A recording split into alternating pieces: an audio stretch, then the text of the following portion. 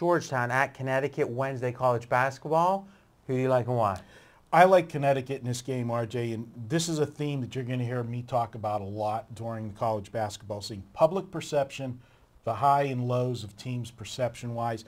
Right now, you cannot get any higher public perception. Everybody's on the bandwagon of Georgetown. The team's won 8 in a row. They play good defense. They're a fundamentally sound team. People love that. And Connecticut's been up and down. Connecticut just 2-3 in their last 5 games.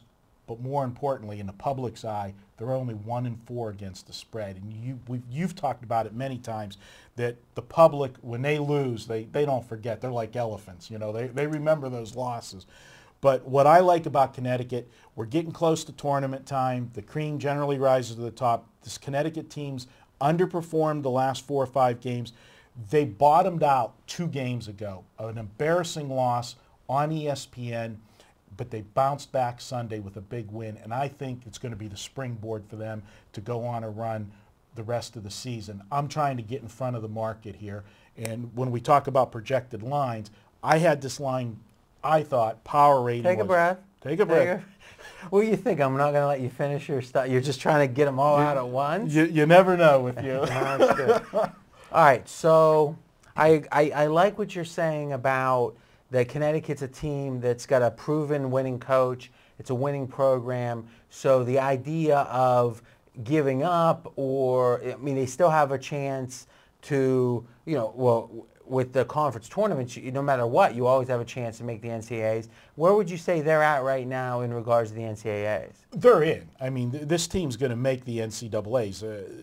Okay, so they got something. It's not like there's any giving up going on. You just saw a performance that you like. Mm-hmm. So I also agree with the fact that Georgetown is at an all-time high. Now, there's a reason that people like them now, but they're probably overreacting just a little bit. And the very fact that the line came out at 4 or you projected 4 and it came out 2.5 says we're even getting more value than you thought. So I guess, now I think I know the answer to this, but this is one that's going to be illustrative for the audience. Typically you say, well, heck, I think the line should be 4. It came out 2.5. They're begging you to take they're begging you to take Connecticut. I'm taking Georgetown.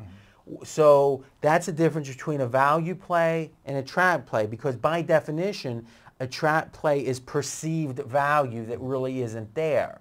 So why is there really value here and it's not a trap? Because when I look at the game, I understand why Vegas is bringing this line out lower. So you're defining it as an overreaction, but it's a rational overreaction. Right, because you look at Georgetown and you can find nothing wrong with them. 8 wins in a row, they're covering the spread, they're everybody's darling, and Vegas doesn't like everybody keep cashing a ticket on the same team. So you're saying a rational adjusted line versus an irrational adjusted line. Right. When the line doesn't make sense, that's whenever, now I know this sounds silly. I like Connecticut anyways in this game. If Connecticut would have come out at higher than 4, then I would have even been, because then they're really begging. So if it comes out at 6, you would have said, wait a minute, this is adjusted for my projection in an irrational way. There must be a reason. Here you're saying, heck, I thought they'd react to Georgetown, but they were overreacting.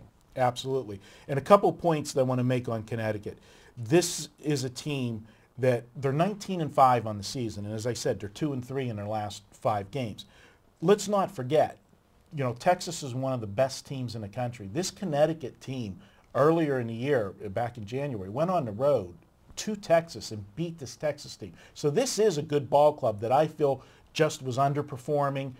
They bottomed out, like I said, in that embarrassing loss on ESPN. Now they're focused.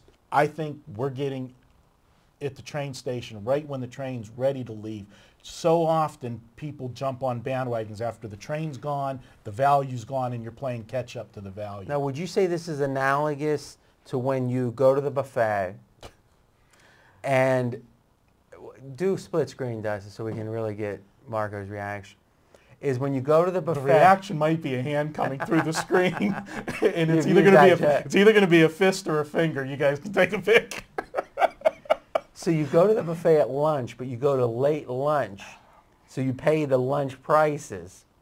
But then at 4, they switch to dinner and they bring out the salmon and they bring out the lamb chops, and then you're there right when the food comes out nice and hot. That's called squatters' rights. Squatters. So is it similar or not? You're saying that everyone's going to be up about 8 o'clock in a couple games. 8 o'clock is going to be a couple games for Connecticut where everyone says, boy, this team really is good. They beat Texas. Right now, no one's there, and here comes the manicotti steaming hot. You're going to give me the blessing on this game? What's your projection? I've got Connecticut winning 68-61. It'll be a defensive game, but I got Connecticut winning by 7.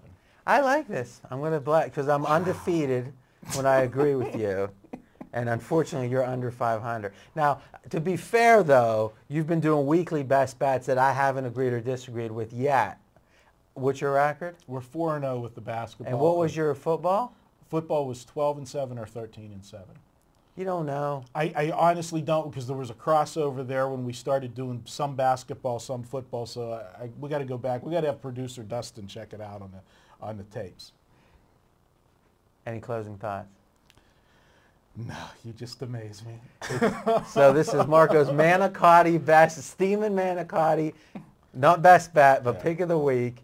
Continue the conversation in the comments section with Marco and me. And next up, we're breaking down our third Wednesday college basketball game.